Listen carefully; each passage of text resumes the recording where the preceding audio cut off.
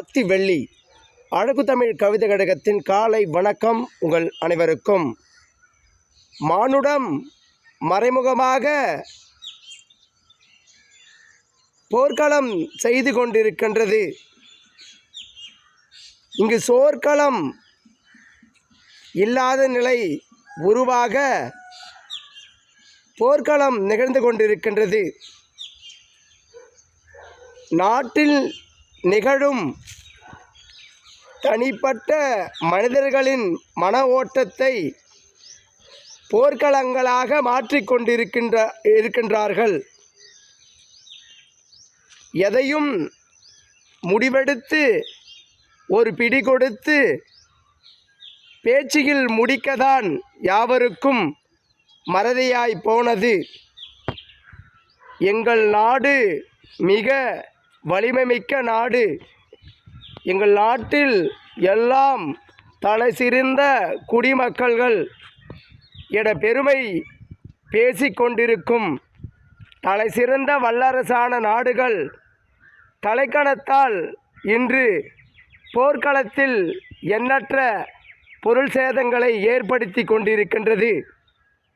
அதனால் நாடெங்கும் அந்நாட்டில் கிடைக்கும் எரிபொருளின் தேவைகளும் உணவு தானியங்களும் உற்பத்தி ஏற்றுமதி இல்லாத நிலைகள் உருவாகி இங்கு பஞ்சம் எனும் நிலைமைகள் ஏற்பட காரணங்களாக வழிவகுத்து விடுமோ என நினைத்து சிலர் எரிபொருளை மறைமுகமாக பதுக்கி வைக்கும் மனப்பக்குவத்தில் அடைந்து விட்டார்கள், இறங்கிவிட்டார்கள்.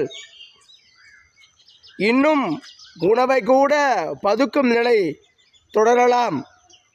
இந்த நிலையில் மாற்றங்கள் வர வேண்டுமென்றால் நமக்கு நிச்சயமாக எல்லாம் கிடைக்கும் என்ற எண்ணத்தை நமக்குள் இருக்கும் நிலை செய்ய வேண்டும்.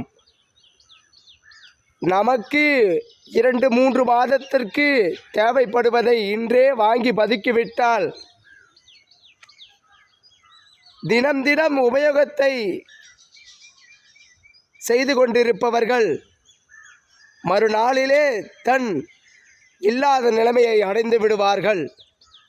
பொதுமக்களாக நாம் தான் எந்த ஒரு தட்டுப்பாடும் இல்லா நிலை செய்து பதுக்கி வைக்கலை தவிர்த்து போர்க்களம் நடக்கும் இடத்திற்கும் சரியான பாடங்களை வகுத்து அந்த போர்க்களம் நிறுத்த ஒரு குழுக்களை அமைத்து அதில் மூலம் முடிவுகளை தேடி பஞ்சங்கள் இல்லாத நிலையை உருவாக்கி பாரில் மனிதர்கள் வாழும் நிலை